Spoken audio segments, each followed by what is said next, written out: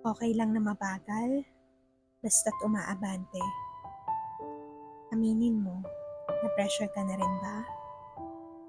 Minsan ka na rin bang pilit nakipag-unahan, pero napagod ka lang? Umuwi kang parang talunan, at hindi alam ang pupuntahan. And if you still don't figure things out in your life, you are still doing fine.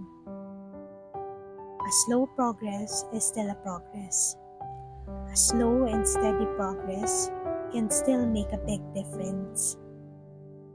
Nauna lang sila, pero hindi ibig sabihin nun ay hindi ka na makakarating. Trust the process and don't forget to enjoy it too.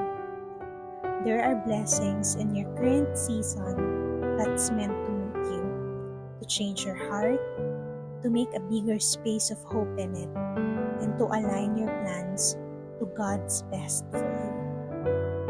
Do it slowly, in your pace, and in God's time.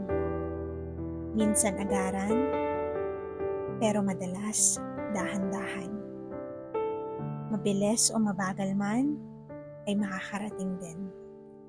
With love and prayers, Noel.